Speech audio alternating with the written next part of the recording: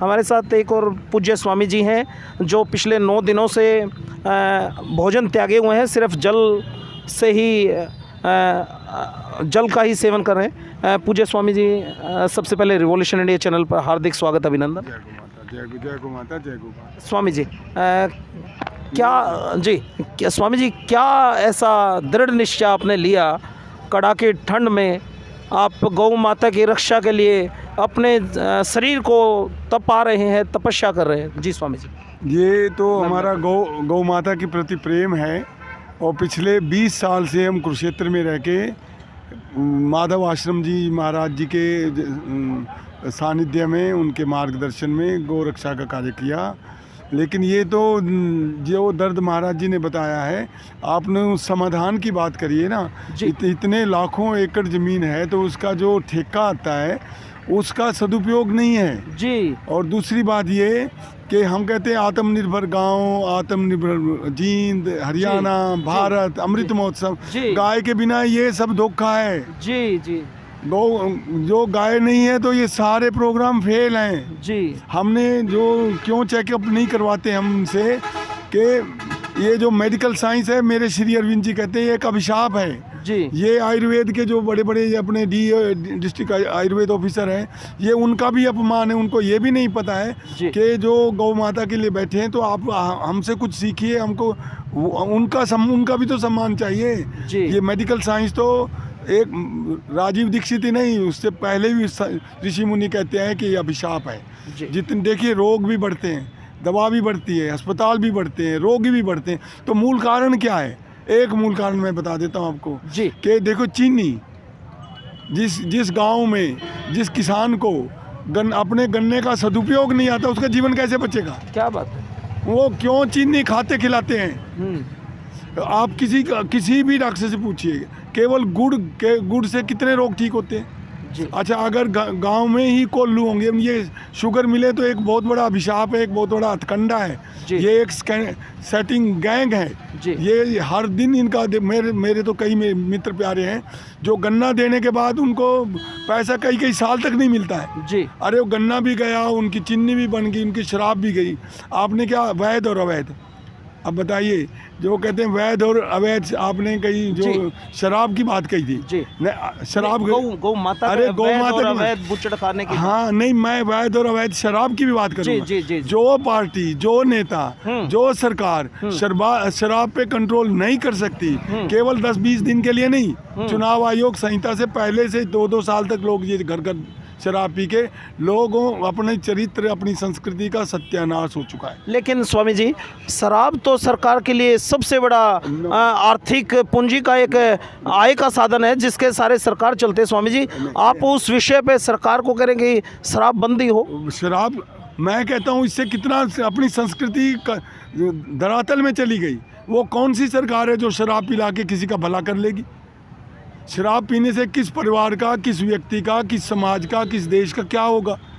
दूसरी बात ये, शराबी व्यक्ति का वोट और एक पढ़े लिखे संत महात्मा का वोट अगर एक बराबर है तो ये प्रजातंत्र कैसा प्रजातंत्र है? क्या बात है, बहुत सुंदर स्वामी जी। ये मैं नहीं कहता हूँ, ओशो महाराज, मैं पूना में जब PhD करता था तो वो ये कहते थे कि अगर आपने भारत को बचाना, उस वक्त इमरजेंसी, और वो मैं उस वक्त PhD मैं करता था पूना में, किरीट जोशी जी मेरे गुरुजी हैं, वो 12 प्राइम मिनिस्टर के एडवाइजर भी रहे हैं। मैं 40-45 साल से उनके साथ हूँ जी। उनके अधूरे कार्य के लिए गौ माता के बिना हम सब लोग अनाथ हैं। क्या बात है।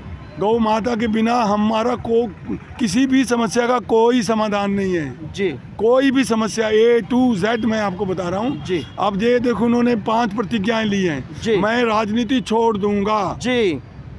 अरे तुमको स्वास्थ्य कहाँ से मिलता है? क्या तुम चीनी की मिलें बंद करवा दोगे? क्यों नहीं कहते जी। जो आपका नमक है, पानी, पीने का पानी आपके पास सही नहीं है, पढ़ाने के लिए आपके पास कोई सिलेबस नहीं है जी।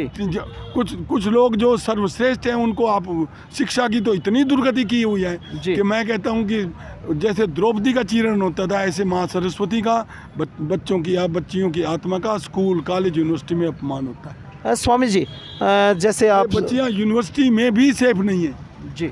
कोई चरित्र निर्माण नहीं, कोई संस्कृति नहीं, कोई पाठ्यक्रम नहीं है, कोई उसका जो विधान नहीं है। मेरे गुरुजी की बात, श्री अरविंद किरीट जोशी जी की बात, मुझे उनके साथ 40 साल से ज़्यादा हो गए जी। वो कहते थे बच्चों 50 साल लगेंगे। सारे ये प्राइम मिनिस्टर उनके जो है ना कि ये वो उनके एडवाइज़र रहे हैं। उसमें मनमोहन सिंह जी भी हैं, अभी जिंदा है, पूछिए उनसे। करण सिंह भी हैं, उनसे पूछिए, वो हमारे आश्रम से जुड़े हुए हैं। मुरली मनोहर जोशी जिंदा है, मैंने इनके साथ कार्य किया है। वो जो कहते थे ना, वो 1 रुपया ऊपर से आता है तो केवल 10 पैसे पहुंचता है। इसका मतलब 90% तो चोर बैठे हैं आपके जी। हम पिछली सरकारों से ज़्यादा गौ माता के साथ धोखा हुआ है यहाँ जी। गौ चरांत का महाराज जी, मैं अभी ज़्यादा नहीं बोलूँगा, जब ये लोग आएंगे ना तो मंच पे बोलूँगा, उनकी पांचों शर्तों का जवाब देंगे हम जी। जब आप कहते हैं ना कि भाई मैं ये फ्री बिजली दूंगा, अरे फ्री बिजली, फ्री खाना, और उनको खाना बनाना भी तो आना चाहिए मेरे दोस्त। ये जहर वाली क्यों दोगे आप जी। एक गाय जो है ना कि आपके 20 किले का अगर वो जो है ना कि इसको जैविक खेती बना सकती है जी। मेरे पास ये जो स्वामी जी बैठे हैं, इतने क्रांतिकारी तो राजीव दीक्षित भी नहीं थे जी।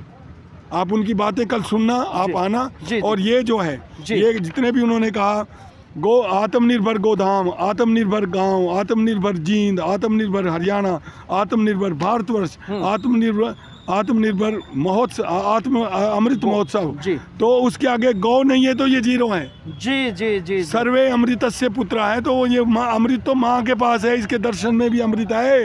क्या बात है। अगर किसी स्कूल में, कॉलेज में, मंदिर में और ये धर्मशाला में अगर वहाँ गाय नहीं है तो गौ के बिना वो क्या खा रहे हैं? बिल्कुल जहरी जहर है। अब इन्होंने कहा धर्म के 10 नियम होते हैं, 10 लक्षण होते हैं। बताइए कौन संत, कौन महात्मा इस इतनी बड़ी चर्चा में आपने तो बताया भी नहीं जी। धृति क्षमा दमोस्तेयम, शौचम इंद्रिय निग्रह जी, धीर विद्या, असत्यम, अक्रोधो, दशकम धर्म लक्षणम। क्या बात? किसकी चर्चा होती है? एक पे एक ग्रंथ लिखा जा सकता है। धन्य है ये महात्मा, धन्य है वो आत्मा, धन्य है ये। जब इन्होंने कहा कि हम तो मरेंगे, मैंने कहा नहीं, जिएंगे और जीतेंगे। क्या बात है, बहुत सुंदर स्वामी जी। जिएंगे और जीतेंगे। हमारा वेट भी बढ़ना चाहिए अपने भगत सिंह जी की तरह जी। ये हमारा ऊर्जा प्रकृति से हम लेंगे। हमारे एक मित्र हैं जो केवल सूर्य के प्रकाश में जिंदा रहते हैं। एक माता ऐसी है जो 40-40 साल तक केवल पानी पे जिंदा रहती है जी। हमको अगर अपने लक्ष्य से प्रेम है, माँ से प्रेम है, तो हमें तो ऐसे होना चाहिए। क्या बात है। आपको लगता है कि हमको 10-10 दिन हो गए जी? मैं कहता हूँ ये आप इसको 10 दिन के बाद निखरते देख लेना, सोने जैसा जी। हम ये मेडिकल साइंस से क्यों नहीं चेकअप कराते? ये झूठे हैं, ये अज्ञानी है, ये अभिशाप हैं जी। मैं तीनों बता रहा हूँ और मैं साबित करूंगा कल यहाँ जी। मेरे पास वो कुछ ऐसी दवाएं हैं जो मैंने स्वास्थ्य मंत्रियों को दिए हैं, उसमें विशाप भी हैं, उसमें वो हर्षवर्धन जी भी हैं जी। उसको वाजपेयी के लिए भी दिया, सीएम साहब के लिए दिया, संत महात्माओं को भी देती। मेरे पास भी है, उनको लागू ही नहीं करते जी। जिनकी आईसीयू में जरूरत है, जिनके खेल खिलाड़ियों की जरूरत है, वे तो मैं छोटे से भूमिका बनाई है। इसको या आप दिखा दीजिए, इसको पढ़ के सुना जी। ये आप जी इनकी लाज रखना जी, इनकी पगड़ी की लाज रखना जी।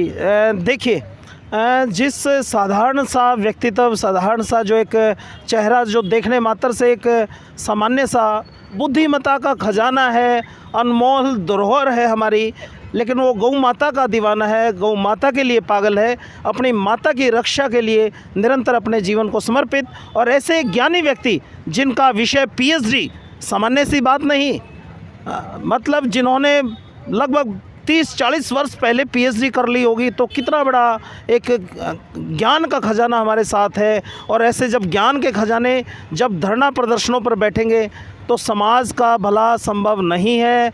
सरकार को स्वतः संज्ञान लेना चाहिए इस विषय पर, तुरंत इन महानुभावों से, सन्यासी से, साधु संतों से, इनसे चर्चा के लिए आगे आना चाहिए और इनकी सभी जायज़ मांगे निश्चित तौर पर तुरंत एक कलम से। आज कैबिनेट की बैठक बैठी है जी, स्वामी जी कुछ कहना चाह रहे हैं? आज कैबिनेट की बैठक बैठी है, निश्चित तौर पर मुख्यमंत्री जी को इस कैबिनेट की बैठक में एक घोषणा कर देनी चाहिए कि गोचारण की भूमि का समाधान किया जाए, गौ माता को उस गोचारण की भूमि दी जानी चाहिए। जी स्वामी जी, आप कुछ कह रहे थे? हाँ जी। मैं PhD के टाइम में भी डेक्कन कॉलेज में मेरे रूम के आगे, हॉस्टल के आगे 10-10 गाय बैठी रहती थी। मैंने केवल पीएचडी नहीं किया है, मैं टाटा इंस्टीट्यूट भी छोड़ा है, पेरिस में पढ़ाना भी छोड़ा है, बीएचयू भी छोड़ा था, शिकागो यूनिवर्सिटी भी छोड़ी है, कुरुक्षेत्र यूनिवर्सिटी भी छोड़ी है। अभी कैथल में हमने जो संस्कृत विश्वविद्यालय बनाया था, वो संस्कृत जो पढ़नी पढ़ानी चाहिए थी, जो अध्यात्म और विज्ञान की जननी है, उसका नाम और निशान तक मिटा दिया इन्होंने।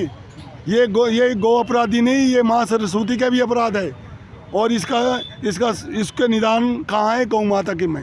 अगर गाय बचेगी तो सारी समस्याओं का समाधान होगा, नहीं तो ये महाविनाश निश्चित है, ये भविष्यवाणी।